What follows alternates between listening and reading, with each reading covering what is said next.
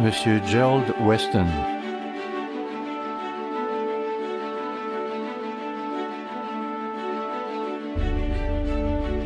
La mission de Jérémie.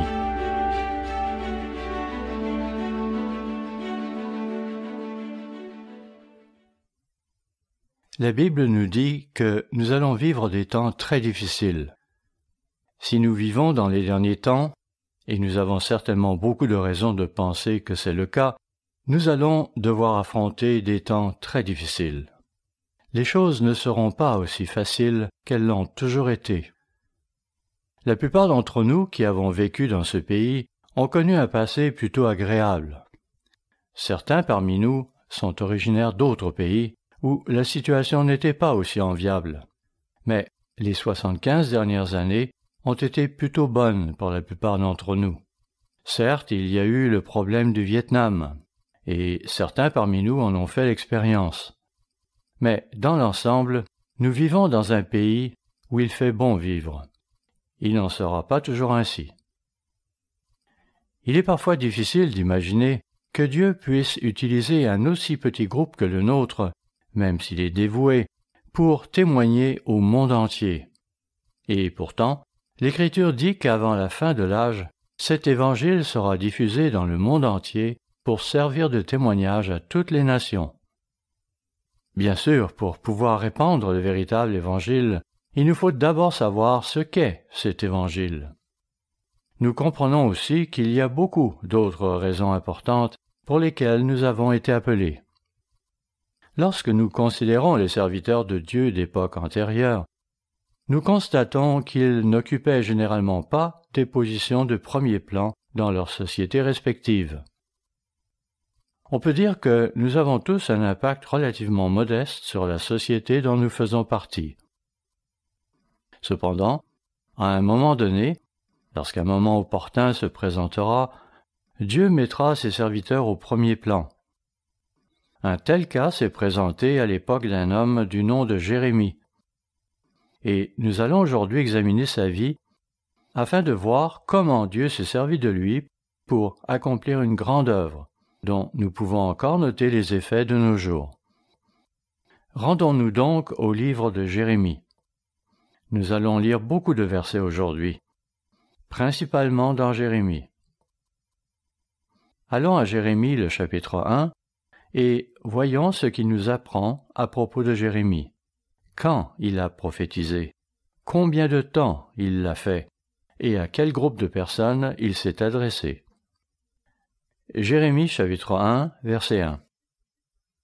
Parole de Jérémie, fils de Hilkija, l'un des sacrificateurs d'Anathoth, dans le pays de Benjamin.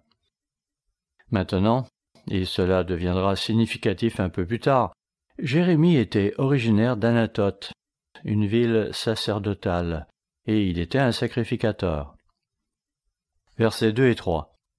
La parole de l'Éternel lui fut adressée au temps de Josias, fils d'Amon, roi de Juda, la 13e année de son règne, et au temps de Joachim, fils de Josias, roi de Juda, jusqu'à la fin de la 11e année de Sédécias, fils de Josias, roi de Juda, jusqu'à l'époque où Jérusalem fut emmenée en captivité au 5e mois. Plutôt précis, n'est-ce pas? Ces prophéties se sont donc déroulées sur une période d'un peu plus de 40 ans. Pendant les 18 dernières années de Josias, les 3 mois du règne de Joachaz, les 11 ans de Joachim, les 3 mois de Joachim, et finalement, les 11 années du règne de Sédécias. Versets 4 et 5. La parole de l'Éternel me fut adressée en ces mots. Avant que je t'ai formé dans le ventre de ta mère, je te connaissais. C'est là un verset significatif pour de nombreuses raisons.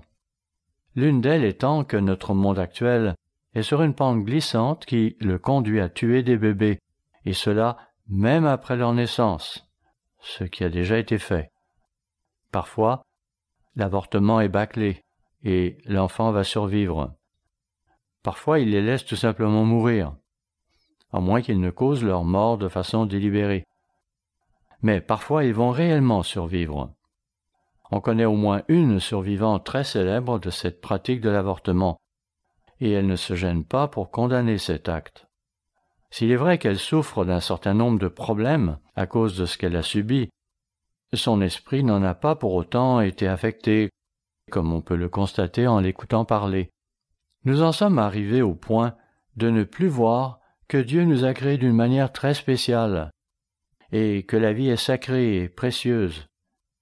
Ainsi, parlant de Jérémie, Dieu avait dit au verset 5, « Avant que je t'ai formé dans le ventre de ta mère, je te connaissais, et avant que tu sois sorti de son sein, je t'avais consacré, je t'avais établi prophète des nations. » Quand Dieu commence-t-il à travailler avec chacun d'entre nous? C'est là une question dont nous ne pouvons pas connaître la réponse avec certitude.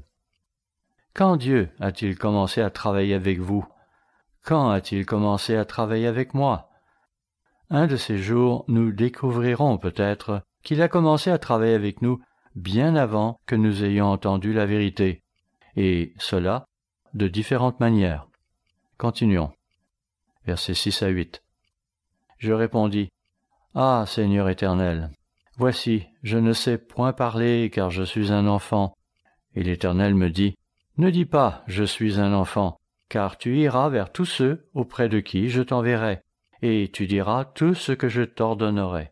Ne les crains point, car je suis avec toi pour te délivrer, dit l'Éternel. » On se souviendra de Jonas et de ce qui arrive quand on ne suit pas les instructions de Dieu. Que cela soit un exemple pour chacun d'entre nous. Nous ne devons pas craindre ce que les hommes peuvent faire. Nous devons craindre Dieu. Allons brièvement à 1 Pierre chapitre 3, verset 13, où il est dit, 1 Pierre 3, verset 13 à 15, « Et qui vous maltraitera si vous êtes zélés pour le bien? D'ailleurs, même si vous souffriez pour la justice, vous seriez heureux. N'ayez d'eux aucune crainte, et ne soyez pas troublés, mais sanctifiez dans vos cœurs Christ le Seigneur, étant toujours prêt à vous défendre avec douceur et respect devant quiconque vous demande raison de l'espérance qui est en vous. » Ici, Pierre cite Ésaïe, plus précisément Ésaïe chapitre 8, versets 11 à 14, où Dieu avait effectivement dit à Ésaïe de ne pas se laisser troubler par leurs menaces. Voyons-le. Ésaïe 8, versets 11 à 14. « Ainsi m'a parlé l'Éternel, quand sa main me saisit, et qu'il m'avertit de ne pas marcher dans la voie de ce peuple. N'appelez pas à conjuration tout ce que ce peuple appelle conjuration. Ne craignez pas ce qu'il craint, et ne soyez pas effrayés. C'est l'Éternel des armées que vous devez sanctifier. C'est lui que vous devez craindre et redouter, et il sera un sanctuaire, mais aussi une pierre d'achoppement, un rocher de scandale pour les deux maisons d'Israël. » On voit ici que Dieu a dit à Ésaïe et à Jérémie, et Pierre l'a répété aux gens de son époque, de ne pas craindre les hommes et les menaces qu'ils font. Cela dit, je me demande si nous réalisons à quel point cela va nous affecter personnellement dans le futur. Dans combien de temps, je ne sais pas, mais nous savons tous que les menaces viendront un jour ou l'autre. Revenons au livre de Jérémie, cette fois au chapitre 3, où nous allons voir qu'il ne s'adresse pas seulement aux Juifs de son époque.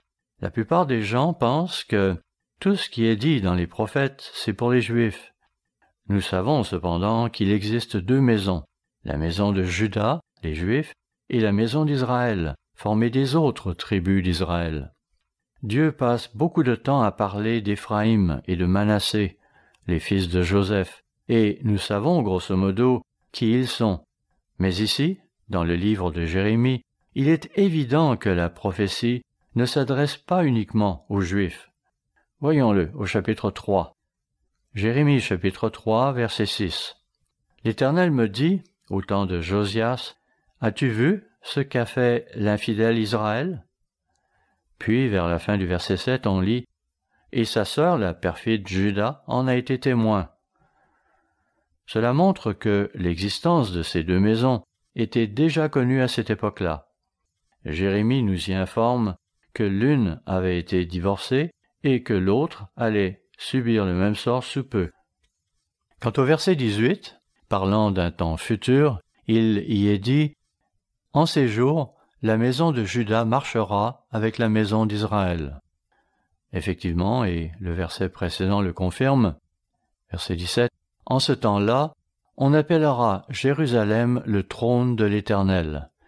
Toutes les nations s'assembleront à Jérusalem. » On parle donc bien ici d'un temps futur.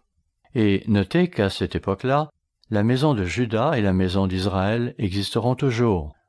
Tournons-nous aussi vers Jérémie chapitre 5, au verset 1 et 2. Jérémie 5, versets 1 et 2.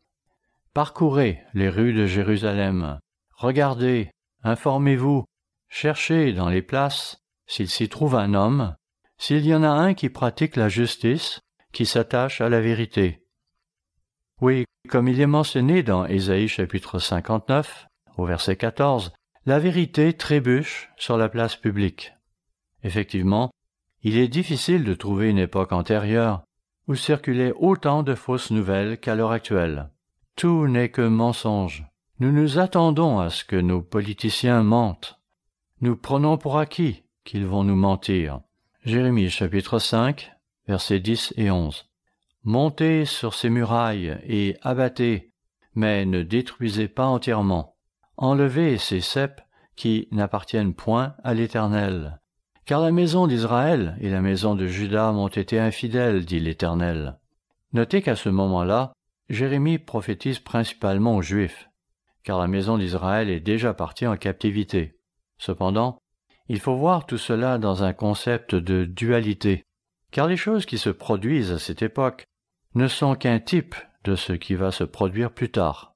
Ainsi, il fait ici référence à la maison d'Israël et à la maison de Juda, mais lorsqu'il parle de monter sur les murs de Jérusalem, cela valait pour les Juifs de son époque. Continuons. Versets 12 et 13. « Ils renient l'Éternel. Ils disent, il n'existe pas, et le malheur ne viendra pas sur nous. Nous ne verrons ni l'épée, ni la famine.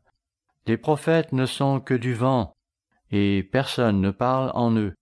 Qu'il leur soit fait ainsi. » Notez à nouveau que deux maisons sont impliquées ici. Verset 18.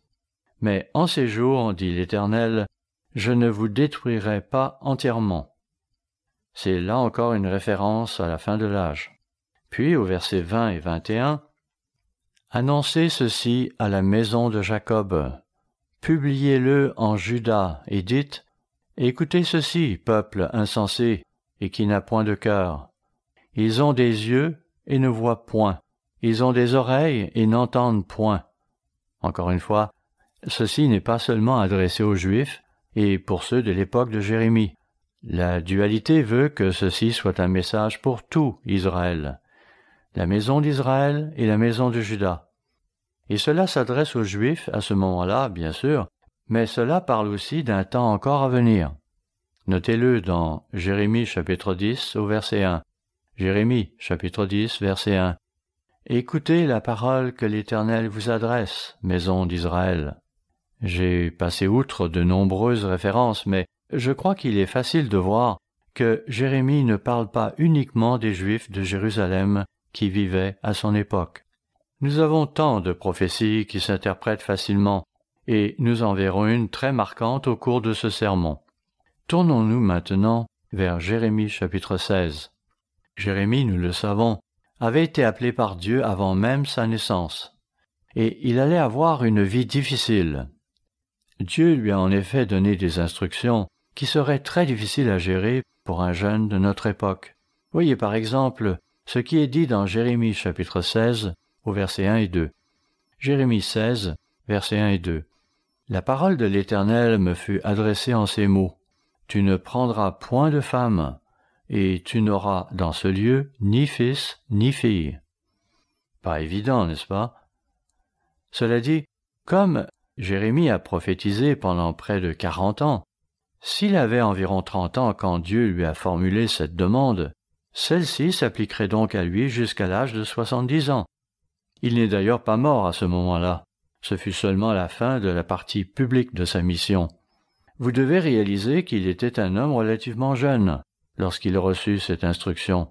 En effet, quand Dieu le prit à son service, n'a-t-il pas dit « Mais je ne suis qu'un jeune homme. » Dieu lui a alors répondu, « Ne dis pas cela, car je t'ai choisi. » On pourrait spéculer sur son âge exact, mais il est sûr qu'il était jeune à ce moment-là. Le fait que Dieu lui dise alors « Tu ne prendras pas de femme et tu n'auras ni fils ni fille dans ce lieu » devait donc sûrement aller à l'encontre de son désir naturel de vouloir fonder une famille. Oh, cela n'excluait pas la possibilité de le faire plus tard, mais alors il aurait été vieux au moment où il aurait pu avoir une femme et peut-être des enfants. Verset 3. Jérémie 16, verset 3. « Car ainsi parle l'Éternel sur les fils et les filles qui naîtront en ce lieu, sur leurs mères qui les auront enfantés, et sur leurs pères qui les auront engendrés dans ce pays. Ils mourront consommés par la maladie. » Jérémie était donc envoyé à ces gens-là, et il est facile de voir qu'en raison des circonstances auxquelles ils allaient tous être confrontés, il serait préférable pour lui de ne pas fonder une famille à une époque aussi éprouvante. C'est aussi ce que l'apôtre Paul disait dans 1 Corinthiens chapitre 7, en mentionnant ces temps difficiles qui approchent. Entre parenthèses, je ne dis pas que cette recommandation s'applique aussi à nous qui vivons à l'époque présente. Toujours est-il que Jérémie n'a pas dû trouver cette directive de Dieu facile à avaler. À nouveau, Jérémie 16, verset 4, « Ils mourront consumés par la maladie. On ne leur donnera ni larmes ni sépulture. Ils seront comme du fumier sur la terre. Ils périront par l'épée et par la famine. Et leurs cadavres serviront de pâture aux oiseaux du ciel et aux bêtes de la terre. » Versets 5 et 6. « Car ainsi parle l'Éternel. N'entre pas dans une maison de deuil, n'y va pas pleurer, te lamenter avec eux, car j'ai retiré à ce peuple ma paix, dit l'Éternel, ma bonté et ma miséricorde. Grands et petits mourront dans ce pays. On ne leur donnera point de sépulture. On ne les pleurera point. On ne se fera point d'incision, et l'on ne se rasera pas pour eux. » Or, lorsque ce commandement a été donné à Jérémie, à l'époque de Josias, le pays jouissait d'une paix relative. Ce n'est que plus tard que ces choses se sont produites, et Jérémie ajoute que le temps viendra où on n'enterrera même plus les cadavres. Le siège de Jérusalem allait être une chose horrible. Verset 7. « On ne rompra pas le pain dans le deuil pour consoler quelqu'un au sujet d'un mort, et l'on n'offrira pas la coupe de consolation pour un père ou pour une mère. » Autrement dit, ce serait terrible au point qu'ils seraient tellement distraits par leurs propres problèmes qu'ils ne feraient même pas le deuil de leur père et de leur mère. Verset 8. « N'entre pas non plus dans une maison de festin pour t'asseoir avec eux, pour manger et pour boire. » Ce qui semble indiquer que, peu avant, régnait encore une époque où on se livrait à des festins. Verset 9. « Car ainsi parle l'Éternel des armées, le Dieu d'Israël. Voici, je ferai cesser dans ce lieu, sous vos yeux et de vos jours, les cris de réjouissance et les cris d'allégresse, les chants du fiancé et les chants de la fiancée. » Dieu était sur le point de priver Juda de certaines choses à cette époque-là, et c'est pourquoi il donna certaines directives à Jérémie. Je vous laisse lire le reste du chapitre 16. Il y avait donc ces directives à l'endroit de Jérémie. Il ne devait pas chercher à se marier, avoir des enfants, participer à des fêtes ou à des deuils. Tout cela à cause de ce qui allait arriver dans le futur. Comme nous pouvons l'imaginer, le message de Dieu à Jérémie n'était pas un message populaire. En fait, n'est-il pas souvent question de jérémiade quand nous parlons d'événements qui apportent le malheur? Vous pouvez rechercher ce mot dans le dictionnaire et vous constaterez qu'il a souvent une connotation négative, ce qu'on attend d'un prophète qui apporte de mauvaises nouvelles. Pourtant, cela peut aussi s'accompagner de bonnes nouvelles. Jérémie leur donnait un avertissement, mais, à leurs yeux, cela avait une connotation négative. Ils n'aimaient pas ça. Jérémie avait donc un message qui n'allait pas être populaire. Allons à Jérémie chapitre 11. Notez qu'au verset 17, il est toujours question de la maison d'Israël et de la maison de Juda. Puis, soudain, on est confronté à une réflexion plutôt intéressante. Jérémie était encore relativement jeune à ce moment-là. Jérémie 11, verset 18. L'Éternel m'en a informé, et je l'ai su. De quoi est-il question ici? Nous devons continuer à lire pour comprendre ce qui lui a été révélé. Alors tu m'as fait voir leurs œuvres. Il y a donc quelque chose qui se trame ici. Verset 19. J'étais comme un agneau familier qu'on mène à la boucherie, et j'ignorais les mauvais desseins qu'il méditait contre moi.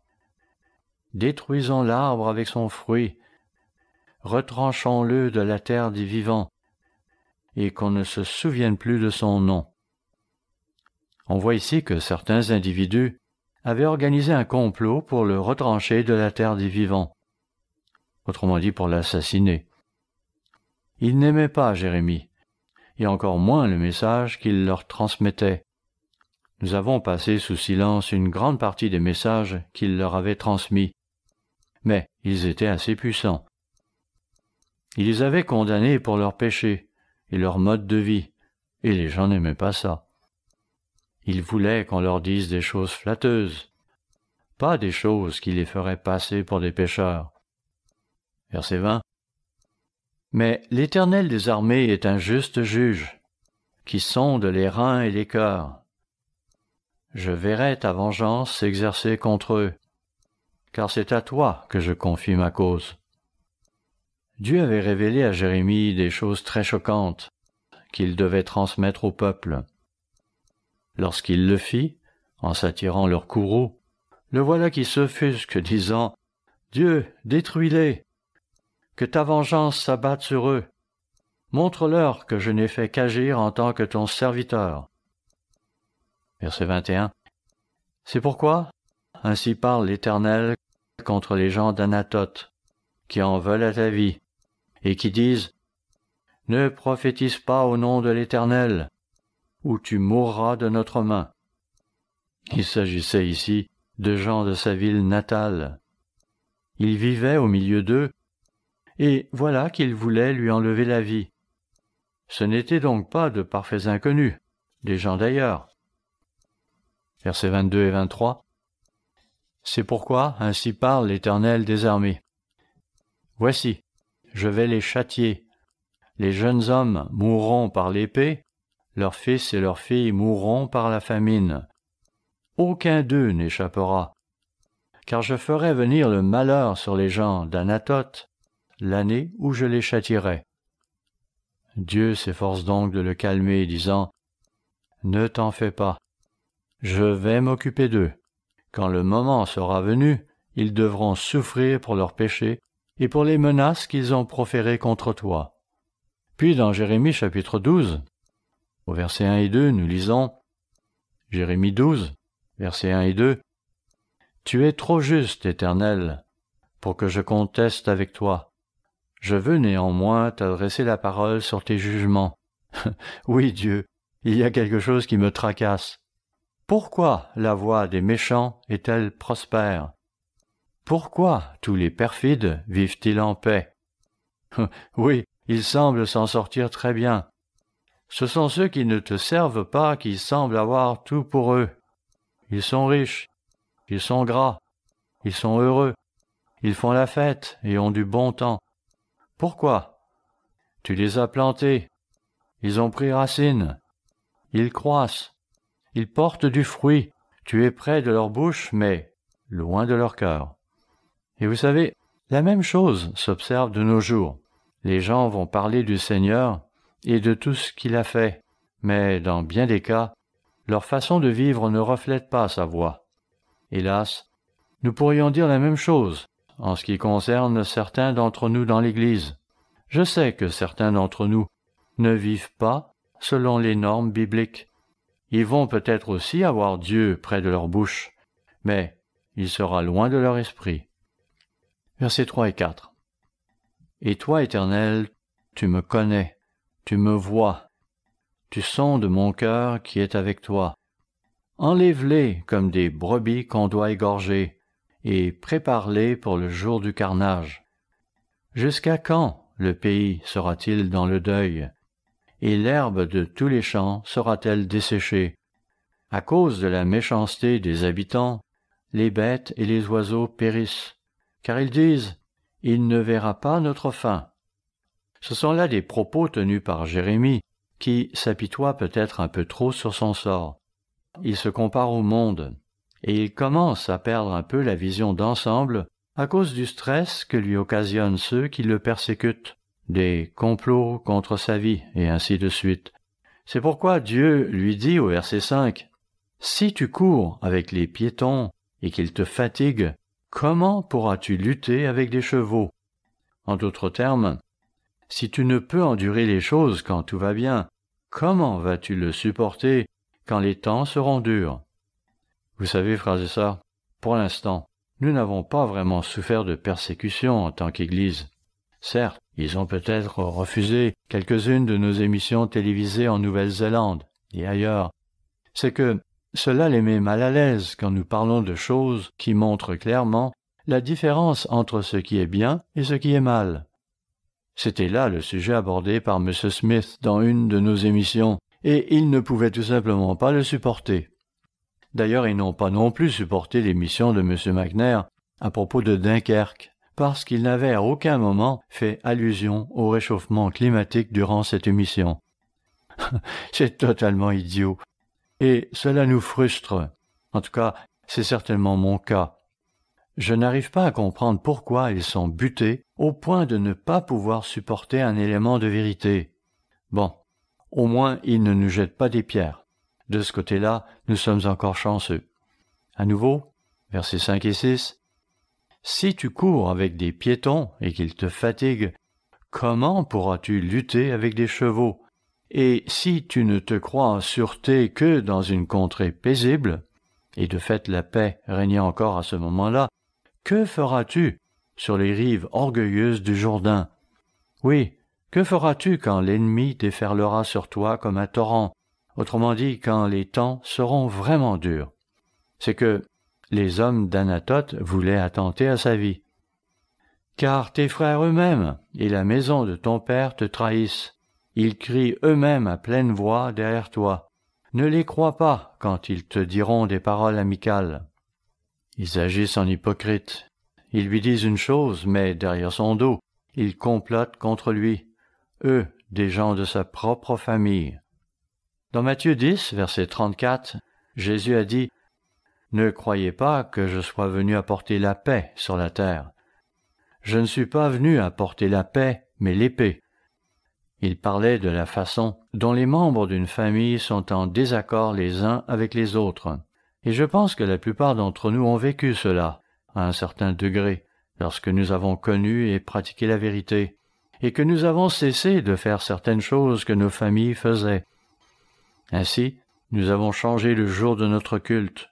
Nous avons cessé de manger certains types de nourriture, et ils ont eu du mal à le supporter. Habituellement, nos voisins, qui ne nous connaissent pas, surtout si nous sommes arrivés depuis peu, peuvent nous accepter tels que nous sommes. Mais ce sont les gens qui nous connaissent, qui ne veulent pas que nous changions. Cela rend les choses difficiles. Les gens ne veulent pas que nous changions. Pourtant, c'est ce que nous devons faire, si nous voulons servir Dieu. Nous devons lui faire confiance et être proches de lui. Ainsi les hommes d'Anatote et ses propres frères avaient menacé de tuer Jérémie. Dans Jérémie chapitre 18, au verset 18, nous lisons Jérémie 18, verset 18. « Et ils ont dit, venez, complotons contre Jérémie, car la loi ne périra pas faute de sacrificateurs, ni le conseil faute de sages, ni la parole faute de prophètes.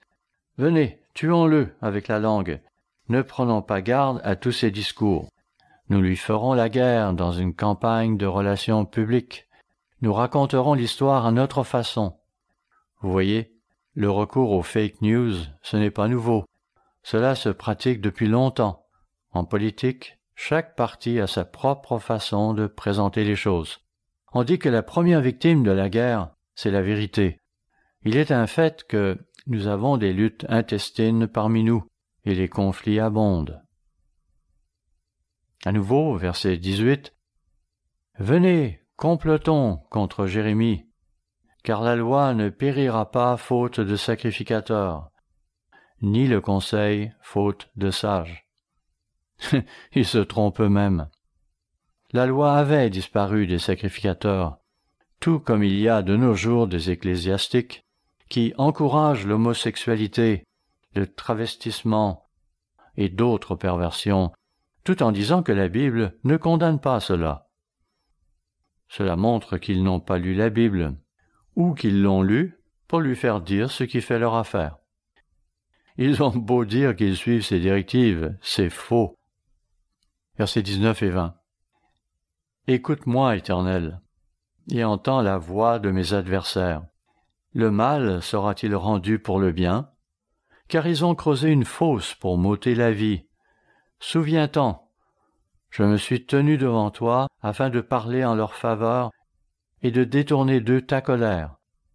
En d'autres mots, Jérémie avait essayé de défendre son peuple devant Dieu, et il a sans doute prié pour que sa nation change de comportement. Malgré tout, ils ont totalement rejeté cela et ont même comploté contre sa vie, et se sont efforcés de salir sa réputation en paroles. C'est pourquoi il poursuit en disant, versets 21 et 22, « C'est pourquoi livre leurs enfants à la famine, précipite-les par le glaive, que leurs femmes soient privées d'enfants et deviennent veuves, et que leurs maris soient enlevés par la peste, que leurs jeunes gens soient frappés par l'épée dans le combat, qu'on entende des cris sortir de leur maison, quand, soudain, tu feras fondre sur eux des bandes armées, car ils ont creusé une fosse pour me prendre, ils ont tendu des filets sous mes pieds. Oui, ils essaient de me détruire par tous les moyens possibles. » On voit ici un Jérémie déchaîné. C'était sa prière, cela reflétait ses pensées. Verset 23. « Et toi, Éternel, tu connais tous leurs complots pour me faire mourir. Ne pardonne pas leur iniquité, n'efface pas leurs péchés de devant toi, qu'ils soient renversés en ta présence. Agis contre eux au temps de ta colère. » Il peut sembler que Jérémie manifeste ici un comportement plutôt charnel. On ne le voit certainement pas qui dit « Père, pardonne-leur, car ils ne savent pas ce qu'ils font. » Mais je pense qu'il nous faut voir ceci dans le contexte de l'époque. Nous avons ici accès aux pensées intimes de cet homme. Combien de fois avons-nous entretenu des pensées similaires? Nous n'avons probablement pas connu le même type de persécution que lui. Du moins, je ne le pense pas. Et c'est pourquoi nous ne pensons pas comme lui. Mais lorsque la vraie persécution arrivera, nous verrons à quel point chacun d'entre nous agira à la manière d'un chrétien converti. Jérémie chapitre 19 représente en quelque sorte un résumé du message que Dieu livre à son peuple à travers son prophète. Jérémie 19, versets 1 à 3. « Ainsi a parlé l'Éternel. Va, achète d'un potier un vase de terre, et prends avec toi des anciens du peuple et des anciens des sacrificateurs. Rends-toi dans la vallée de Ben-Hinnom, qui est à l'entrée de la porte de la poterie, et là tu publieras les paroles que je te dirai. Tu diras, « Écoutez la parole de l'Éternel, roi de Juda, et vous, habitants de Jérusalem. Ainsi parle l'Éternel des armées, le Dieu d'Israël. Voici, je vais faire venir sur ce lieu un malheur qui étourdira les oreilles de quiconque en entendra parler. » Verset 4. « Ils m'ont abandonné, ils ont profané ce lieu, ils y ont offert de l'encens à d'autres dieux que ne connaissaient ni eux, ni leurs pères, ni les rois de Juda, et ils ont rempli ce lieu de sang innocent. » Je ne lirai pas tout, mais cela vous donne une idée de ce qu'il leur reprochait. Un peu plus loin, au verset 7 et 8, nous lisons « J'anéantirai dans ce lieu le conseil de Juda et de Jérusalem. Je les ferai tomber par l'épée devant leurs ennemis et par la main de ceux qui en veulent à leur vie. Je donnerai leurs cadavres en pâture aux oiseaux du ciel et aux bêtes de la terre. Je ferai de cette ville un objet de désolation et de moquerie. Tous ceux qui passeront près d'elle seront dans l'étonnement et siffleront sur toutes ses plaies. » Assurément, son message n'allait pas être perçu d'une façon très positive par le peuple. Celui-ci allait probablement le considérer comme étant une autre de ces jérémiades auxquelles il commençait à être habitué. Poursuivons dans Jérémie chapitre 20, au verset 1 à 10. Jérémie chapitre 20, verset 1. Pachur, fils d'Imer, sacrificateur et inspecteur en chef dans la maison de l'Éternel. Remarquez que c'est bien Pachur, fils d'Imer, car nous allons lire le nom de deux autres personnes portant le même nom. Pachur, fils d'Imer, sacrificateur et inspecteur en chef dans la maison de l'Éternel, entendit Jérémie qui prophétisait ces choses mentionnées dans Jérémie chapitre 19. Et Pachur frappa Jérémie le prophète et le mit dans la prison qui était à la porte supérieure de Benjamin, dans la maison de l'Éternel. On sait que Jérémie avait été retiré de la fosse et qu'on le gardait dans la cour de la prison. Mais quelle était sa situation là? Était-il soumis au supplice du pilori? Avait-il les pieds et peut-être même les mains dans des carcans reliés à des chaînes d'airain? On ne sait pas. La Bible ne donne pas de précision à ce sujet. Verset 3. Mais le lendemain, Pachur fit sortir Jérémie de prison. Et Jérémie lui dit, « Ce n'est pas le nom de Pachur que l'Éternel te donne, c'est celui de Magor-Missabib. » Jérémie avait probablement eu beaucoup de choses à penser lorsqu'il était en prison, et Dieu lui a inspiré un autre nom pour Pachur. Celui-ci signifie littéralement « peur de tous côtés ». Verset 4. « Car ainsi parle l'Éternel. Voici, je te livrerai à la terreur, toi et tous tes amis. Ils tomberont par l'épée de leurs ennemis, et tes yeux le verront.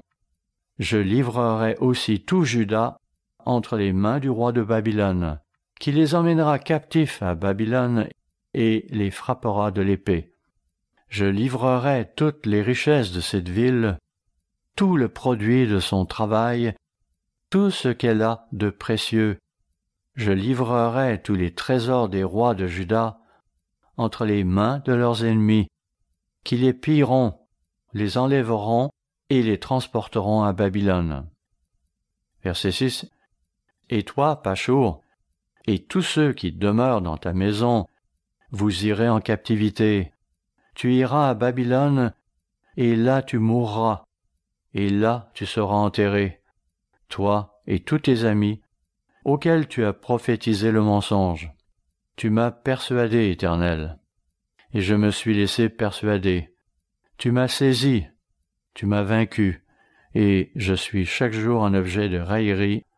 Tout le monde se moque de moi, car toutes les fois que je parle, il faut que je crie, que je dénonce la violence et l'oppression.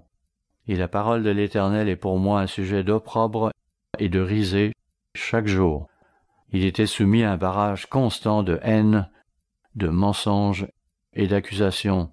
Maintenant, il est facile pour nous de lire cela, mais qu'en sera-t-il lorsque nous le subirons? Cela n'a pas encore été le cas.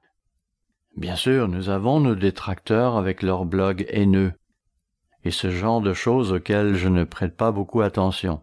En fait, je ne les regarde presque jamais, car ce n'est pas nécessaire.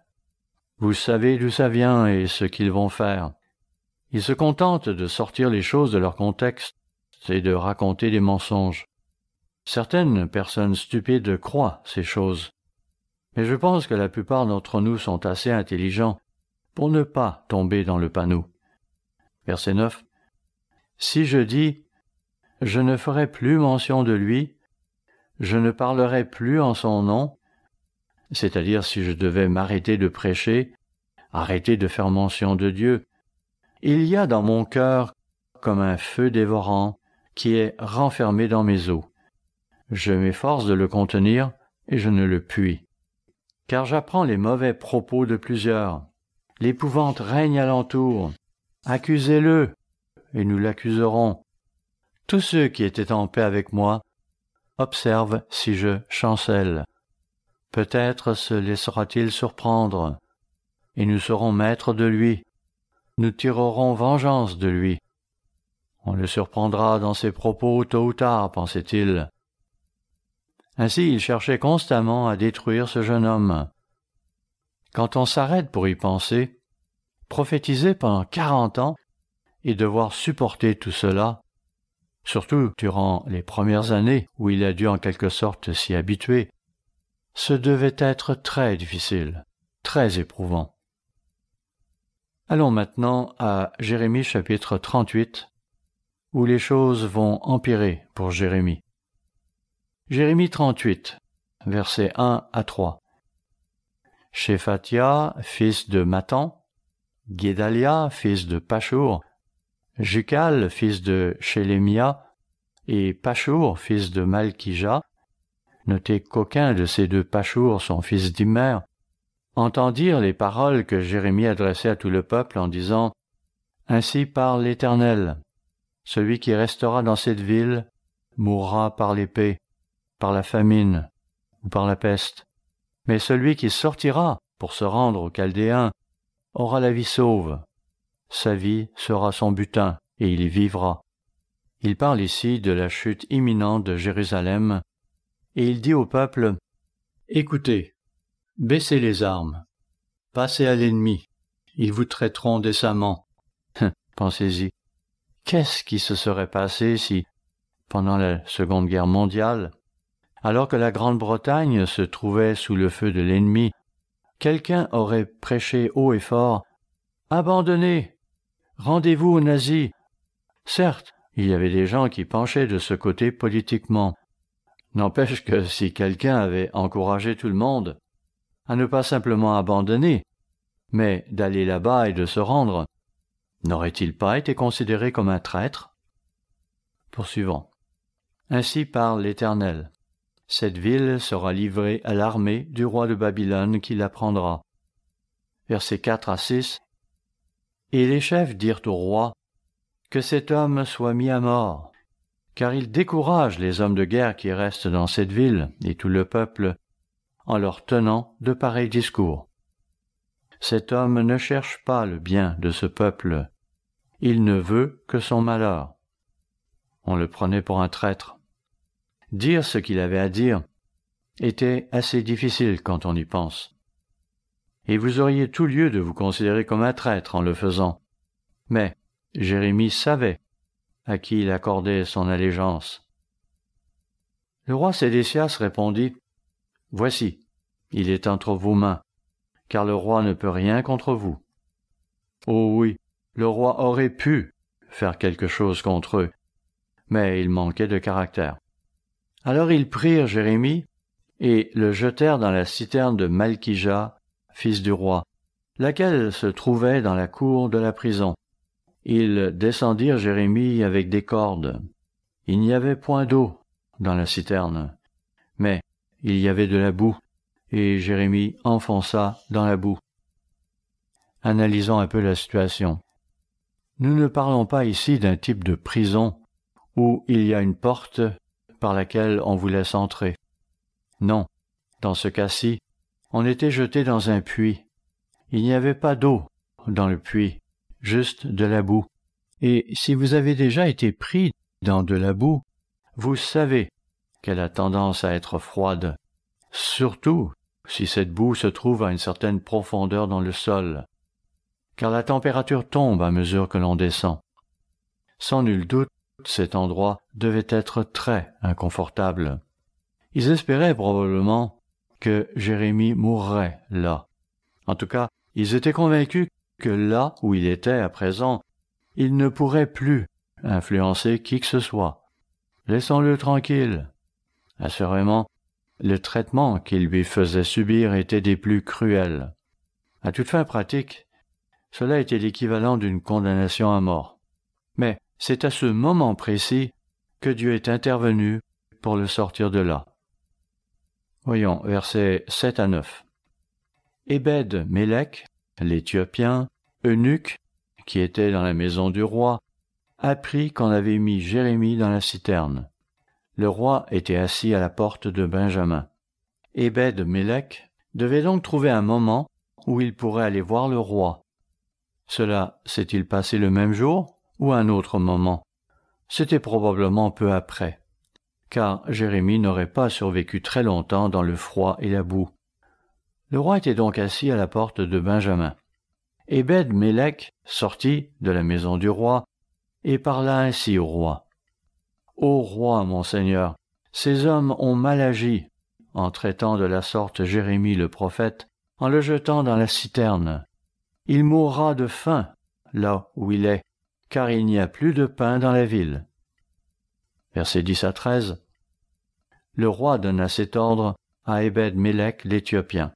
« Prends ici 30 hommes avec toi, et tu retireras de la citerne Jérémie le prophète avant qu'il ne meure. » Le fait qu'on ait décidé de prendre 30 hommes pour mener l'opération indique qu'on s'attendait à rencontrer de l'opposition.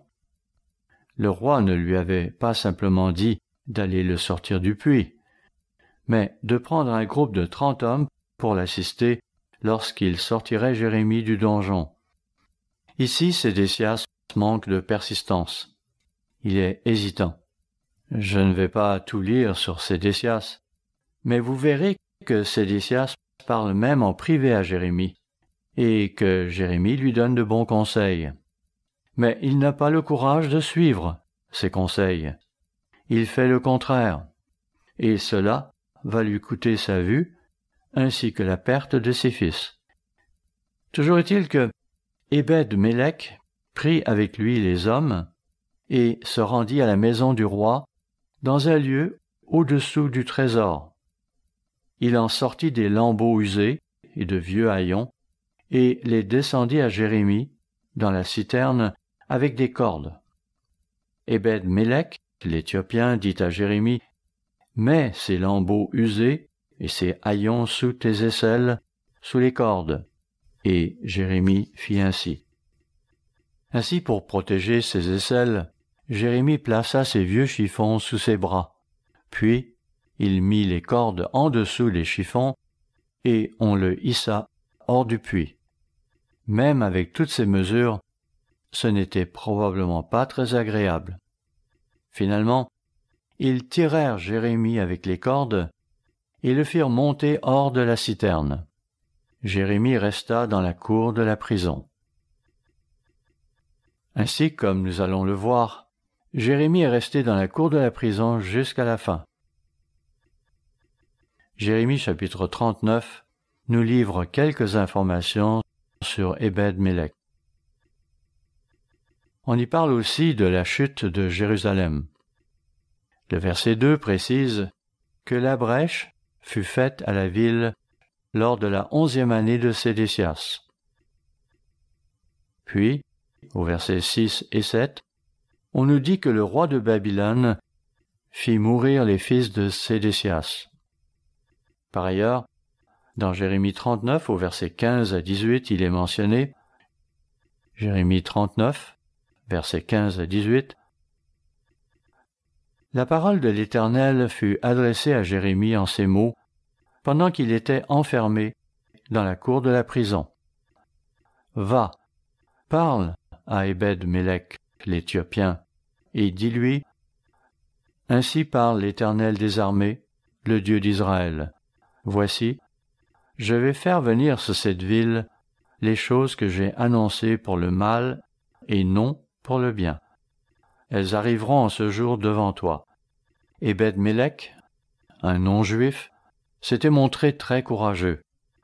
Il était monté au créneau quand personne d'autre ne l'a fait. Mais il avait peur, comme nous tous aurions eu peur en pareille circonstance. Il avait peur des Babyloniens et n'avait aucune idée de ce qu'ils feraient de lui lorsqu'il prendrait la ville. Mais Dieu lui a dit, par son prophète Jérémie, qu'il serait délivré de ceux dont il avait peur. Dieu lui a en effet annoncé, « Mais en ce jour je te délivrerai, dit l'Éternel, et tu ne seras pas livré entre les mains des hommes que tu crains. Je te sauverai, et tu ne tomberas pas sous l'épée. Ta vie sera ton butin, parce que tu as eu confiance en moi, dit l'Éternel. » Alors que je parcourais mes notes ce matin, j'avais ici ajouté un commentaire, à savoir que sa vie a été épargnée à cause de son courage. Puis, en me relisant, j'ai changé d'avis. Non, ce n'est pas à cause de son courage, mais parce qu'il avait mis sa confiance en Dieu. Et il a certainement fallu du courage à Ebed-Mélec pour agir ainsi. Mais le point essentiel ici est qu'il avait mis sa confiance en Dieu et non en l'homme. Nous ne savons pas si c'était par crainte de Dieu ou par courage, mais je pense que nous devons reconnaître qu'il lui a fallu du courage pour faire ce qu'il a fait. Dieu vient parfois au secours de son peuple d'une manière étrange et inattendue. Ainsi, considérez le cas de Paul, lorsque 40 personnes ont décidé de se lier par un serment pour l'assassiner. Voyez comment Dieu est intervenu. Il s'est servi du neveu de Paul qui avait eu vent de la conspiration. Ce dernier en avait alors informé Paul, lequel était ensuite allé voir le commandant. Dieu peut donc utiliser des enfants. Il peut même utiliser quelqu'un qui n'est pas de notre pays. Dieu peut utiliser qui il veut. Parfois, le salut vient des endroits les plus insolites. Souvenez-vous de Gamaliel qui, très tôt, avait épargné les vies de Pierre et de Jean. Dans le cas présent, nous avons vu Ebed-Mélec faire ce qui était juste. Il avait craint Dieu, mis sa confiance en lui et, partant, Dieu avait épargné sa vie. Nous en arrivons maintenant à une prophétie étonnante. Revenons à Jérémie chapitre 32 et fixons-en le cadre temporel. Dans Jérémie chapitre 32, au verset 1 à 3, il est dit, Jérémie 32, verset 1, « La parole fut adressée à Jérémie de la part de l'Éternel, la 10e année de Sédécias, roi de Juda. » C'était la 18e année de Nebuchadnezzar. La ville de Jérusalem est tombée la 11e année au 4e mois, et ils sont partis en captivité le 5e mois. Ceci se passe donc au cours de la 10e année du règne de Sédécias. On ne nous dit pas le mois exact. Verset 2. L'armée du roi de Babylone assiégeait alors Jérusalem, et Jérémie le prophète était enfermé dans la cour de la prison qui était dans la maison du roi de Juda. C'était après qu'il a été confiné dans le donjon. Il en avait été libéré et était enfermé dans la cour de la prison à ce moment-là. Verset 3. Sédécias, roi de Juda, l'avait fait enfermer et lui avait dit « Pourquoi prophétises-tu en disant « Ainsi parle l'Éternel » Voici, je livre cette ville entre les mains du roi de Babylone, et il la prendra. » C'était là la raison pour laquelle il était en prison. Il avait donc été mis dans un cachot, puis on lui avait épargné cela, mais il était toujours enfermé là à cause de ce qu'il avait annoncé. Tournons-nous maintenant vers Jérémie chapitre 33, verset 1. Jérémie 33, verset 1. La parole de l'Éternel fut adressée à Jérémie une seconde fois en ces mots, pendant qu'il était encore enfermé dans la cour de la prison. Ce que je veux souligner ici, c'est que ceci se passe juste avant la chute de Jérusalem. C'est probablement à l'intérieur d'un intervalle de temps d'1 an et 4 mois, peut-être même bien moins. Je dis cela parce que c'est la 2e fois que la parole du Seigneur lui est parvenue, et il vient juste d'être dit que c'était la 10e année de Sédécias. Alors, était-ce la 10e année et le 3e mois, ou la 10e année et le 8e mois? Nous ne le savons pas vraiment.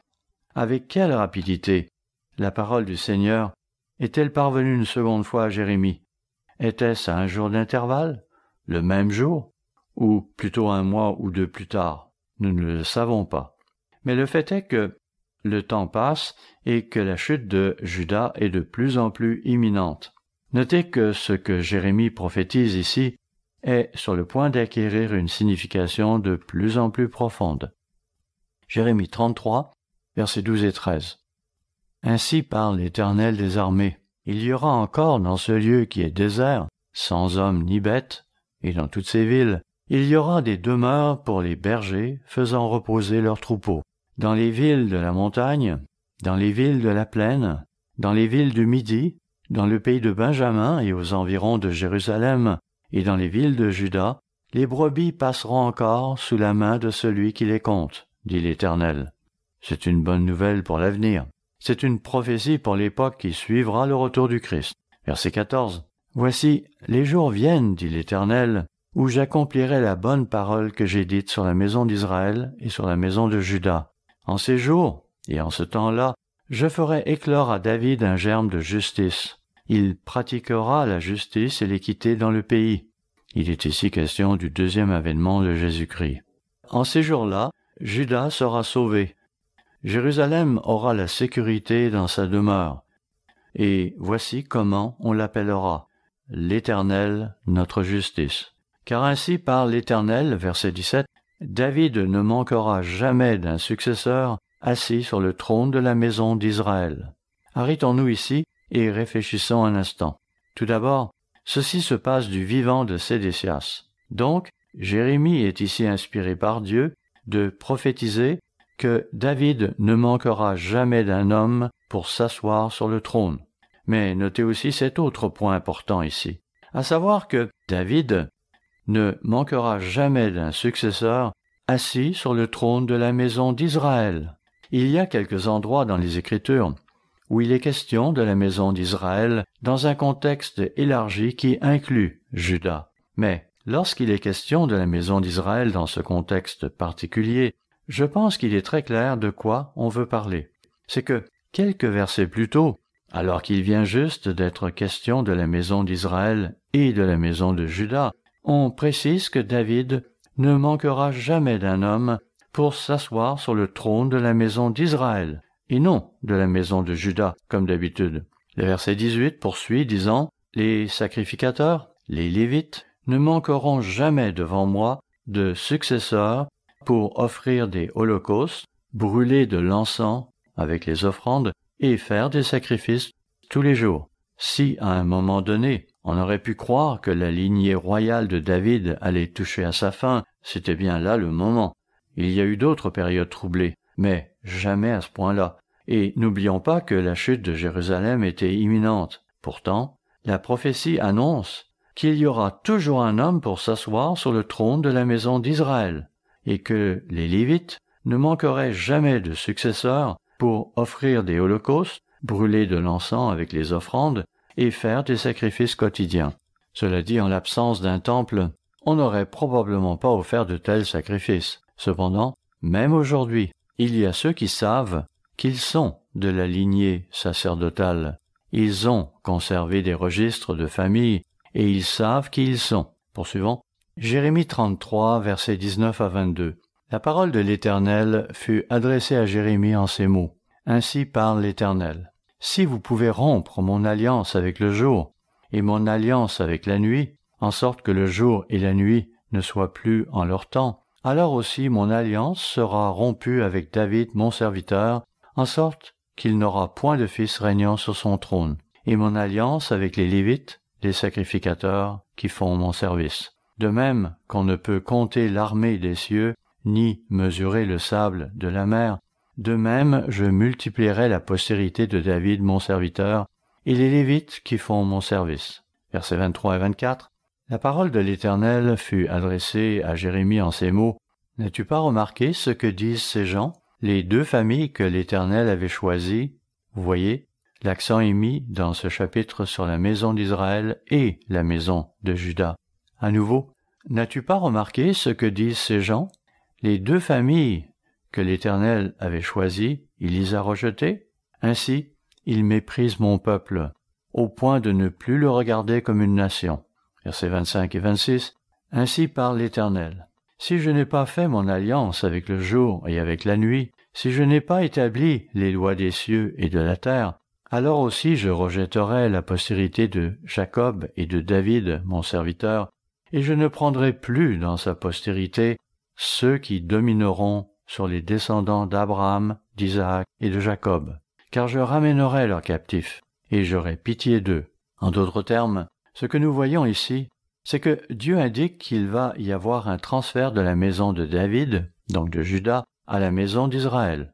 À un moment donné, la dynastie de David ne sera donc plus établie sur les Juifs, mais sur la maison d'Israël. Comment cela peut-il être possible? Eh bien, tournons-nous vers Jérémie chapitre 39. À cette époque où la maison de Juda est emmenée en captivité. Jérémie 39, versets 1 et 2.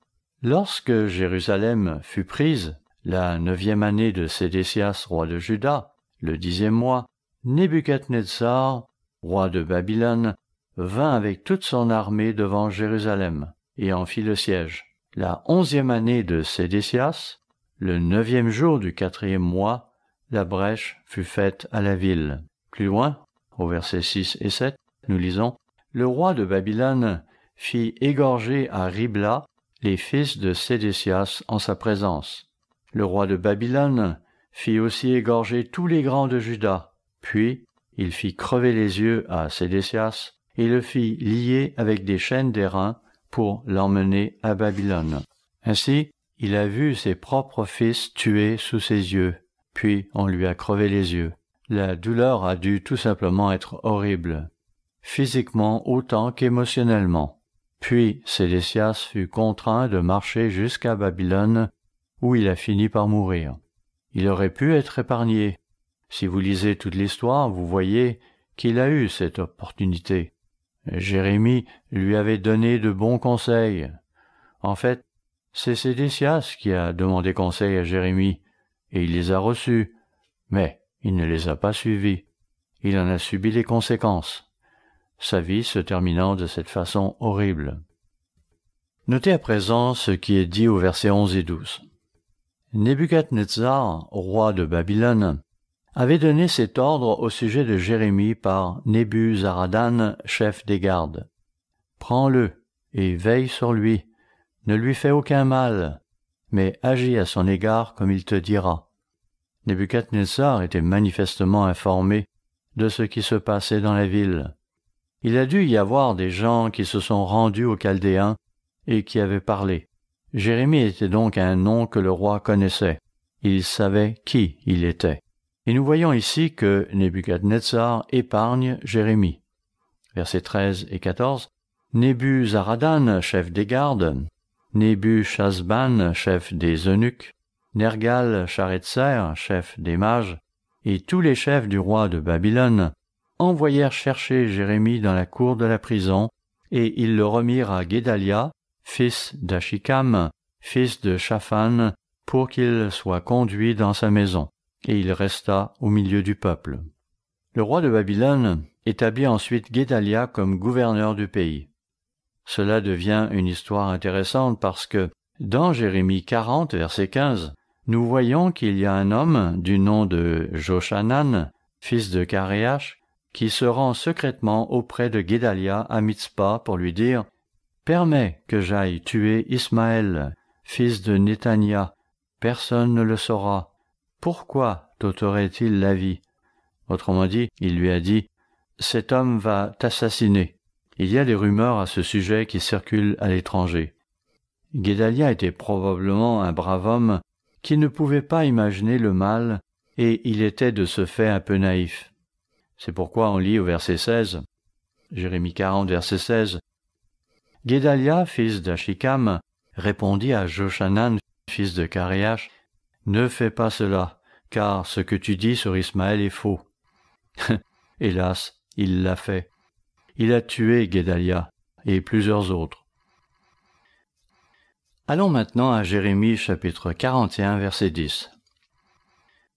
Donc Ismaël tue Guédalia et prend note des personnes captives qui sont là. Jérémie 41, verset 10. Ismaël fit prisonnier tous ceux qui restaient à Mitzpa, les filles du roi et tous ceux du peuple qui y demeuraient, et que Nebuzaradan, chef des gardes, avait confié à Guédalia, fils d'Achikam. Ismaël les emmena donc en captivité, et notez que parmi ces personnes se trouvaient les filles du roi.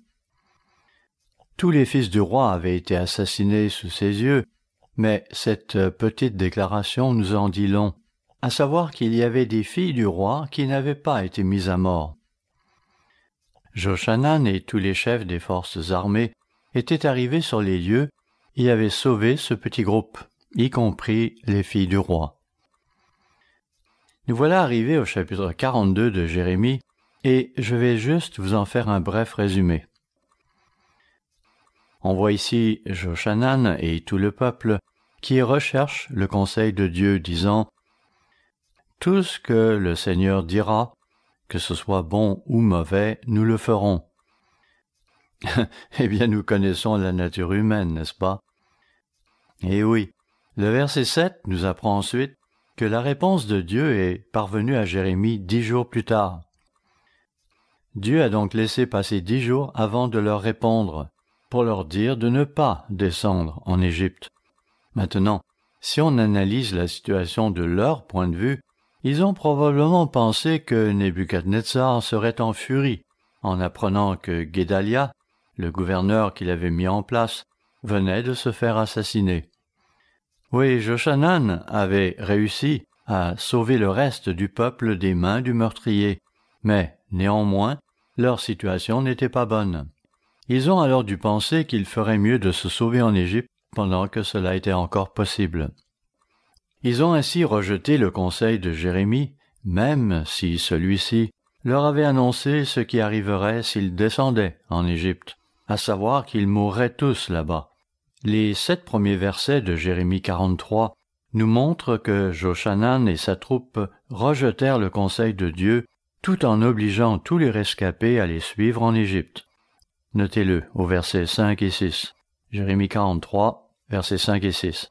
Et Jochanan, fils de Karéach, et tous les chefs des troupes prirent tous les restes de Juda, qui, après avoir été dispersés parmi toutes les nations, étaient revenus pour habiter le pays de Juda, les hommes, les femmes, les enfants, les filles du roi, et toutes les personnes que Nebuzaradan, chef des gardes, avait laissées avec Guédalia, fils d'Achikam, fils de Shaphan, et aussi Jérémie, le prophète, et Baruch, fils de Nérija. Ainsi, Jérémie, Baruch, les filles du roi, et tout le peuple descendirent en Égypte, même si Dieu avait dit à Jérémie que ce n'était pas la chose à faire. Jérémie y est aussi allé avec eux. Il a peut-être été forcé. Nous ne le savons pas. L'histoire s'interrompt là, et l'on pourrait penser qu'ils sont tous morts en définitive, selon ce que Dieu leur avait prédit. Il y a cependant un élément d'information qui mérite d'être signalé. Il se trouve dans Jérémie 44, versets 11 à 14. Voyons-le. Jérémie 44, versets 11 et 12. « C'est pourquoi, ainsi parle l'Éternel des armées, le Dieu d'Israël. Voici, je tourne ma face contre vous pour faire du mal, et pour exterminer tout Juda. Je prendrai les restes de Juda, qui ont tourné le visage pour aller au pays d'Égypte, afin d'y demeurer. Ils seront tous consumés, ils tomberont dans le pays d'Égypte. Puis il est question de la malédiction, de l'épée, de la famine, etc., qui frappera ceux qui descendront en Égypte. » Finalement, verset 14, « Nul n'échappera, ne fuira parmi les restes de Juda, qui sont venus pour demeurer au pays d'Égypte, avec l'intention de retourner dans le pays de Juda, où ils ont le désir de retourner s'établir, car ils n'y retourneront pas, sinon quelques réchappés. » À ce stade, il nous faut nous tourner vers l'histoire pour connaître la suite. Nous n'oublions pas les diverses promesses que Dieu a faites à David. Et Jérémie n'a-t-il pas dit par ailleurs qu'il y aurait toujours un dirigeant de la lignée de David sur la maison d'Israël? L'histoire prend donc le relais et nous apprend que, selon la légende irlandaise, Jérémie et son scribe Baruch seraient venus sur l'île d'Émeraude avec les filles du roi. Par ailleurs, nous apprenons aussi que la descendante de l'une de ces princesses siège aujourd'hui même sur le trône d'Angleterre et que son portrait est exposé dans le monde entier, en particulier dans les pays du Commonwealth, comme le Canada, l'Australie, la Nouvelle-Zélande et ailleurs. C'est assurément l'une des personnes les plus connues dans le monde entier. Vous pouvez en apprendre davantage à ce sujet dans notre brochure intitulée « Les États-Unis et la Grande-Bretagne selon la prophétie ». De temps en temps, il est bon de se rappeler ces faits, car c'est une histoire remarquable que nous lisons ici dans le livre de Jérémie. Lorsque nous lisons les récits des prophètes et des autres serviteurs de Dieu, nous constatons qu'ils ont eu des vies passionnantes, mais pour le moins stressantes, et je n'exagère pas. Il nous serait difficile d'imaginer ce qu'a pu être la vie de l'un d'entre eux. Leur propre famille les rejetait et complotait contre eux, allant même parfois jusqu'à les faire mourir. Cependant, avec le temps, la valeur de leur travail est devenue indéniable. Tel est le cas de Jérémie, et tel sera le cas de ceux qui restent fidèles à l'œuvre de Dieu pendant ces temps de la fin qui s'annoncent.